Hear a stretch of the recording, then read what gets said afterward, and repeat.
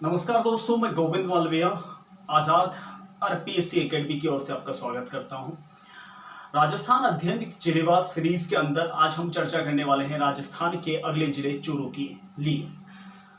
बने रहिएगा वीडियो के अंत तक। चूरू जिला जो है, अगर उसका ज्योग्राफिकल आइडिया देखा जाए तो राजस्थान के उत्तर पूर्व की दिशा की ओर उत्तर पश्चिमी दिशा की ओर अवस्थित है। इसके लगभग पूर्वी दिशा की ओर उत्तर पूर्वी दिशा की ओर हरियाणा पड़ता है और दक्षिण पूर्व की ओर झुंझुनू एंड दक्षिण की ओर सीकर और नागौर जिले पड़ते हैं और उत्तर पश्चिम की ओर बीकानेर और उत्तर की ओर हनुमानगढ़ जिला अवस्थित है। वैसे देखा जाए तो चूरू जिले के अंदर बहुत सारे ऐसे प्रसिद्ध स्थल हैं, बहुत सारे ऐसे ऐतिहासिक घटनाक्रम हैं जो आपके आरएस जैसे एग्जाम के लिए काफी महत्वपूर्ण साबित हो सकते हैं। राजस्थान अध्ययन जिलेवार सीरीज के अंदर हमने इस आधार पर इस जिलेवार सीरीज को स्टार्ट किया है ताकि कुछ चीजें रह ना जाए अनवांटेडली। इंसान की फितरत होती है, कुछ ना कुछ रह जाती है। इस जिलेवार सीरीज का यह 5वां जिला होगा। इससे पूर्व हमने 4 जिलों के बारे में डिस्कस किया था। सबसे पहले चूरू जिले के बारे में थोड़े से ऐतिहासिक तथ्य जान लेते हैं। देखिए, चूरू भी भरतपुर रियासत की तरह, भरतपुर और धौलपुर की तरह एक जाट रियासत है। ऐसी मान्यता है कि इसका पहले पूर्व नाम जो था, पुराना नाम जो था प्राचीन काल में, इसका नाम था कालेरावास। कालेरावास इसलिए कहते हैं क्योंकि यहां पर कालेरा नाम के जाट लोग निवास करते थे, इसलिए इसको कालेरावास यानी कालेरा जाटों का स्थान कह सकते हैं। ये सबसे प्राचीन नाम है। लेकिन कुछ मान्यताएं ऐसी भी हैं कि 1620 ईस्वी के आसपास चूहरू या उसे चूहड़ा जाट भी कहते हैं, चूहरू या चूहड़ा जाट नामक एक राजा ने इसकी स्थापना की थी। इस जिले की विशेषताएं तो वैसे बहुत सारी हैं, लेकिन सबसे मुख्य विशेषता यह राजस्थान का वो मात्र जिला है जहां एक भी नदी नहीं है। ध्यान दीजिएगा, एक भी नदी नहीं है, यह सवाल बन सकता है। राजस्थान का वो मात्र जिला जहां एक भी नदी नहीं है, उसका आंसर होगा चूरू। ठीक है। अगर प्रमुख स्थलों की मैं चर्चा करूं तो यहां का सबसे प्रमुख स्थान है रतनगढ़ दुर्ग। ये रतनगढ़ दुर्ग चूरू के दक्षिण की ओर स्थित है, लगभग 35-40 किलोमीटर दक्षिण की ओर, जो 1880 ईस्वी में यहां के स्थानीय जाट महाराजा रतन सिंह ने इसका निर्माण करवाया था। इस दुर्ग का, इसे रतनगढ़ दुर्ग कहा जाता है। ऐतिहासिक तथ्यों के आधार पर देखा जाए तो सबसे ज्यादा जो देशी पर्यटक चूरू में आते हैं वह रतनगढ़ दुर्ग को विजिट जरूर करते हैं। खैर, ये तो एक पर्यटक उद्योग से रिलेटेड बात है। एग्जामिनेशन बोर्ड इससे रिलेटेड सवाल पूछ सकता है। यहां पर बहुत सारी हवेलियां हैं। वैसे हवेलियों के दृष्टिकोण से झुंझुनू सर्वोपरि माना जाता है, लेकिन झुंझुनू के बाद में स्थान चूरू का आता है। यहां पर बहुत सारी हवेलियां हैं, जैसे कि कन्हैयालाल की हवेली, मालजी की हवेली जिसे मालजी का कमरा कहते हैं, तोलजी का कमरा या हवेली कहा जाता है, सुराना की हवेली कहा जाता है, जो सबसे सुंदर और सबसे ज्यादा नक्काशी युक्त हवेली है, जिसमें लगभग 1111 खिड़कियां हैं, 6 मंजिला हवेली है। 1870 ईस्वी में इसका निर्माण करवाया गया था, सुराना की हवेली। इसके अलावा कोठारी हवेली भी यहां पर है। देखिए, आर्ट एंड कल्चर के लिहाज से ये सवाल एग्जाम में अक्सर पूछते रहते हैं, इसलिए थोड़ा सा ध्यान देना। हवेली का नाम आते ही पता नहीं क्या सूझ जाता है कॉम्पिटिटर को, स्पेशली आरएस की तैयारी करने वालों को, झुंझुनू की और सीधा भागता है। लेकिन ऐसा नहीं है। झुंझुनू के अलावा चूरू में भी बहुत सारी हवेलियां हैं, जैसे कन्हैयालाल की हवेली, मालजी की हवेली, तोलजी की हवेली, सुराना हवेली, कोठारी हवेली, जो सबसे प्रमुख हवेलियां हैं उनकी बात कर रहा हूं। वैसे बताया जाता है कि लगभग चूरू जिले के अंदर 33 हवेलियां हैं, लेकिन छोटी-छोटी बहुत सारी हवेलियां हैं, उनके बारे में सवाल आपसे नहीं पूछा जाएगा, ऐसी उम्मीद करता हूं। अगर ऐतिहासिक तथ्यों में देखें तो यहां दूधवा खारा नाम का एक किसान आंदोलन हुआ था। यह किसान आंदोलन जो है वह लगभग इसकी शुरुआत हुई थी 1921 के आसपास।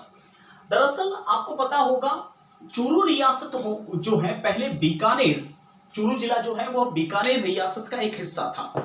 बीकानेर के महाराजा थे महाराजा गंगा सिंह जी, जिन्हें आधुनिक भारत के भागीरथ कहा जाता है। महाराजा गंगा सिंह ने, आपको पता होगा, 1921 में गंग नहर बनवाई थी।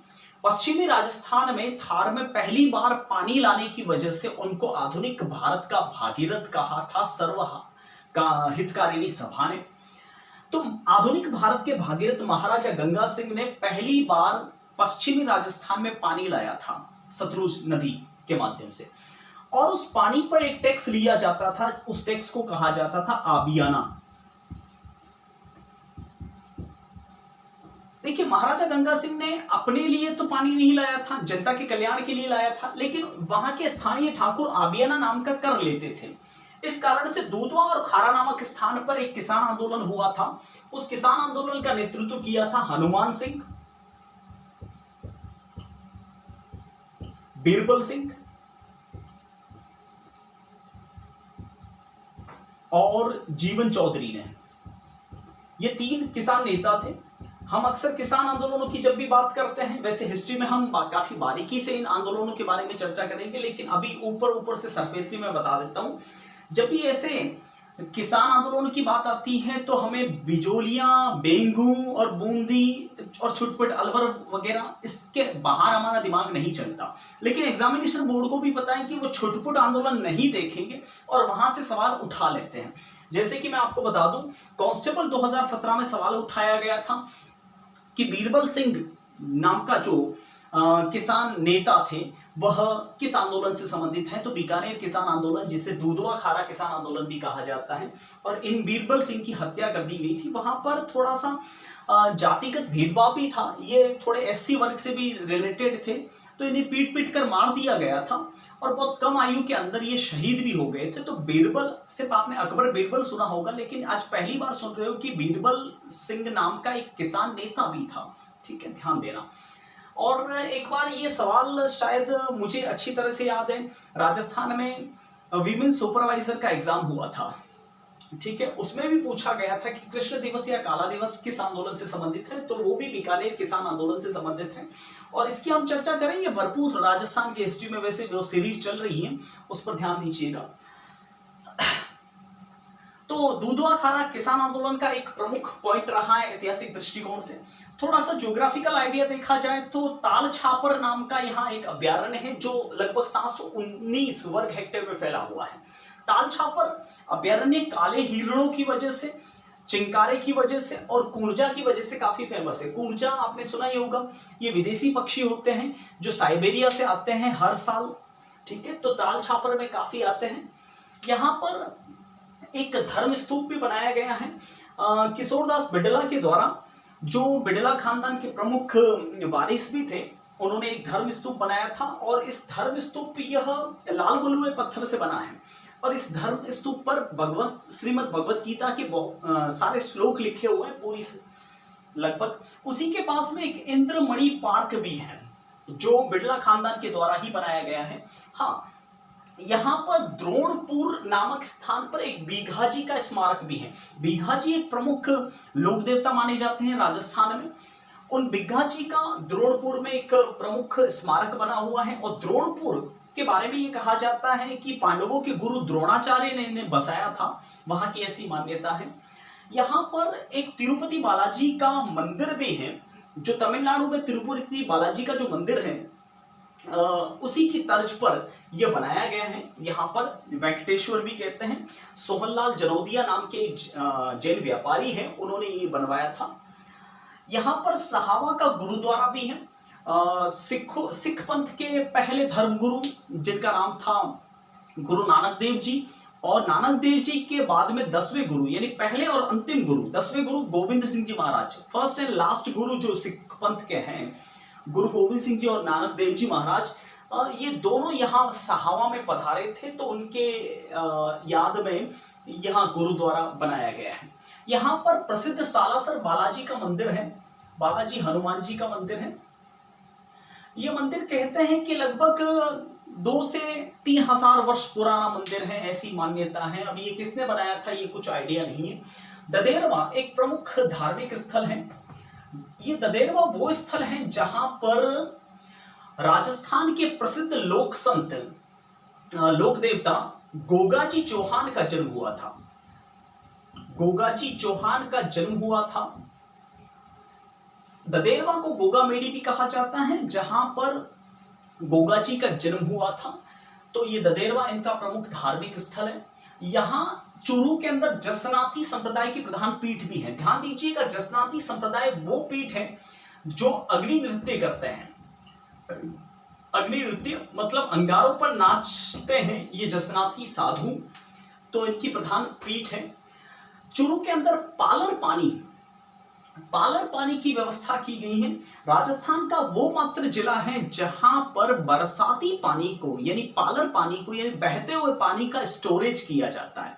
जो बरसात का पानी होता है उसको नीचे जमीन के अंदर बड़े बड़े कुंड बनाकर उसे स्टोरेज किया जाता है और गर्मियों में वो पानी काफी काम आता है सिंचाई को और पेयजल योग्य। यहाँ पर चौधरी कुंभाराम लिफ्ट नहर परियोजना बनाई गई थी। मैं जी हाँ सही बोलूंगा क्योंकि एक प्रसिद्ध नेता है, उन्होंने इनका नाम गलत प्रोनाउंस कर दिया था। हाँ, मैं बात कर रहा हूँ राहुल गांधी की, जिन्होंने चौधरी कुंभकर्ण परियोजना ऐसा कुछ बोला था। चौधरी कुंभाराम लिफ्ट परियोजना जो है वह आपकी इंदिरा गांधी नहर से लाई गई एक नहर है, जो उसके सहायक नहर है, जो चूरू में पेयजल सप्लाई करती है। अगर चूरू की प्रमुख हस्तियों की बात करूं तो नाम ही काफी है, आपने बहुत सारे इसमें से नाम तो सुने ही होंगे अगर आप राजस्थान के विद्यार्थी हो तो, और भारत के भी हो तो इनका नाम तो सुना ही होगा। लक्ष्मी निवास मित्तल, जो मित्तल एंड आर्सेलर ग्रुप के प्रमुख व्यक्ति हैं, दुनिया के धनिक व्यक्तियों में एक समय ऐसा था 2007-8 के बीच में जो दुनिया में टॉप नंबर 1 स्थान पर आ गए थे लक्ष्मी निवास मित्तल, जो जी हाँ सुजानगढ़ चूरू के ही हैं, जो दुनिया के सर्वश्रेष्ठ धनी व्यक्तियों में शामिल थे। इनको पद्म विभूषण से भी सम्मानित किया गया है। स्टील का उत्पादन है इनका। इनके अलावा कृष्णा पूनिया, जी हाँ कृष्णा पूनिया भी सुजानगढ़ से ही हैं। 2006 में बैंकॉक के अंदर एशियन खेलों का आयोजन हुआ था जिसमें इन्होंने डिस्कस थ्रो में चक्री फेंक के अंदर इन्होंने रजत पदक सिल्वर मेडल जीता था। इन्होंने हाल ही में इलेक्शन भी लड़ा था। कन्हैयालाल सेठिया, नाम काफी सुना होगा, एक प्रसिद्ध लेखक है कन्हैयालाल सेठिया, जिन्होंने पाथल और पीथल की रचना की थी। हुसैन खां, मोतीलाल शर्मा और भरत व्यास, ये तीनों ही बॉलीवुड इंडस्ट्री में सिंगर हैं, काफी नाम है इनका फेमस। सुंदर प्रकाश और श्री गौरी शंकर, ये दोनों कथक के प्रसिद्ध नृत्यकार हैं, कथक नृत्य से संबंधित हैं। तो कुछ सवाल इस तरह से भी रह सकते हैं जो करंट जीके से कोरिलेट करके भी देखे जा सकते हैं। तो चूरू में मेरे ख्याल में इतना काफी है, इससे ज्यादा हमें नहीं पढ़ना है।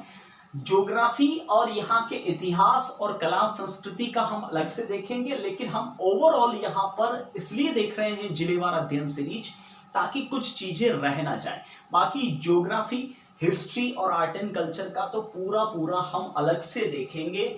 जैसे ज्योग्राफी में नदियों से रिलेटेड, यहाँ के तालाबों से रिलेटेड, नहरों से रिलेटेड वो सारी चीजें देखेंगे, और हिस्ट्री से रिलेटेड जैसे कि ये दूधवा खारा किसान आंदोलन से रिलेटेड बातें हो गई हों, ठीक है, जाटों के रियासत के बारे में बात हो गई हो।